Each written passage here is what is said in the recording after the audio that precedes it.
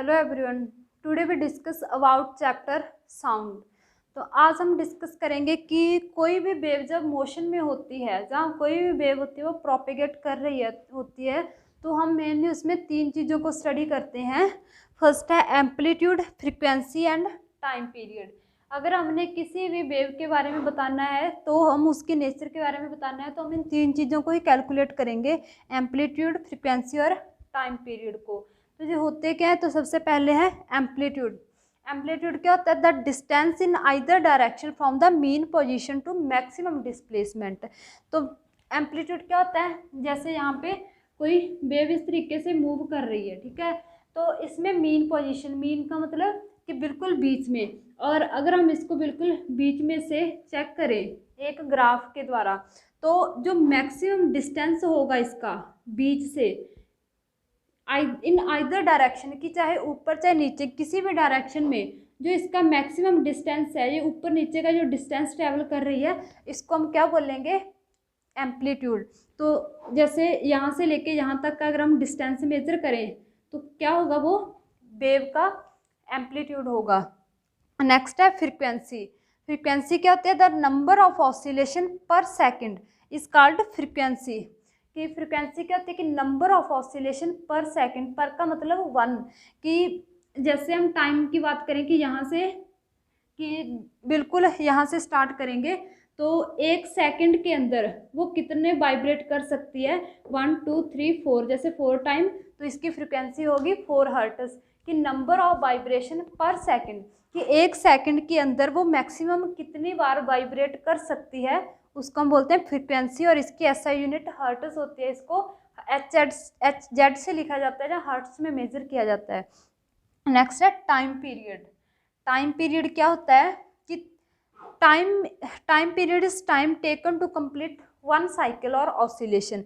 कि अगर हम बात करें फ्रीक्वेंसी की, तो वो तक क्या था? नंबर ऑफ वाइब्रेशन पर सेकंड, कि एक सेकंड में वो कितनी बार वाइब्रेट कर सकती है, ठीक है।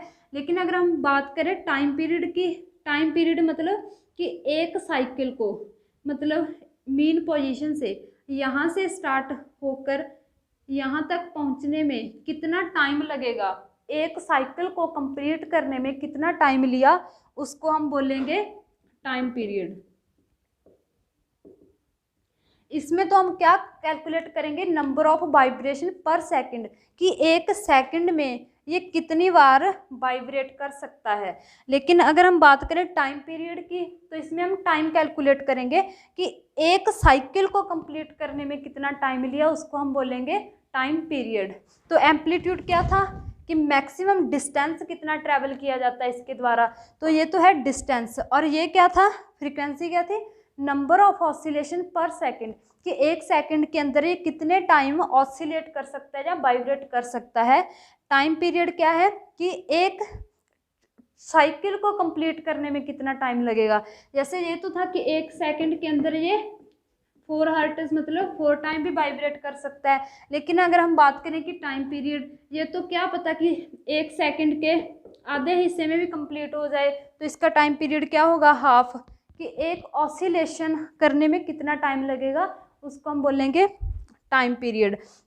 तो अगर हम फ्रीक्वेंसी और टाइम पीरियड को रिलेट करें, तो इसका फॉर्मूला बनता है कि फ्रीक्वेंसी क्या होती है? नंबर ऑफ वाइब्रेशन या साइकिल, और कितना टाइम लिया गया है, यही फ्रीक्वेंसी होगी। तो हम फ्रीक्वेंसी को क्या लिख सकते हैं? Number of cycle by time taken.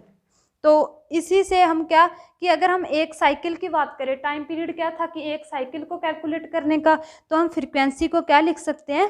1/t। Number of cycle की जगह हमने लिखा है 1, तो f इक्वल टू 1/t।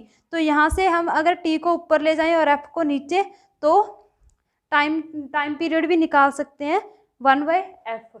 कि अगर हमें टाइम दे रखा है तो हम फ्रीक्वेंसी कैलकुलेट कर सकते हैं, और अगर हमें फ्रीक्वेंसी दे रखी है तो हम टाइम पीरियड कैलकुलेट कर सकते हैं। नेक्स्ट हम करेंगे एक एग्जांपल। तो इसमें क्या है कि a mass hang from a spring vibrate 24 times in 12 second. कि आपको कोई मास दे रखा है, कोई ऑब्जेक्ट है जिसका m मास है, और उसको एक स्प्रिंग बैलेंस से हैंग कर रखा है, मतलब बांध रखा है, और वो क्या कर रहा है? वाइब्रेट कर रहा है, इस तरीके से वाइब्रेट कर रहा है। और कितने टाइम? 24 times in 12 second. तो हमने कैलकुलेट क्या करना है, फर्स्ट इसकी फ्रीक्वेंसी कैलकुलेट करनी है।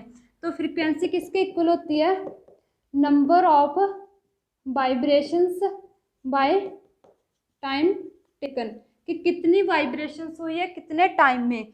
तो नंबर ऑफ वाइब्रेशंस 24 और कितना टाइम है 12 सेकंड। तो हम इसको डिवाइड करेंगे तो आंसर आएगा 2, मतलब 2 हर्ट्ज।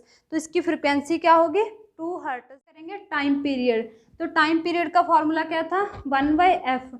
हमने अभी किया था कि फ्रिक्वेंसी को हम 1/t लिख सकते हैं और इसी से टाइम पीरियड का फॉर्मूला जो डेराइव किया था 1/f। तो फ्रिक्वेंसी कितनी है 2 यानी कि 0.5 सेकेंड। तो इसका टाइम पीरियड क्या होगा 0.5 सेकेंड।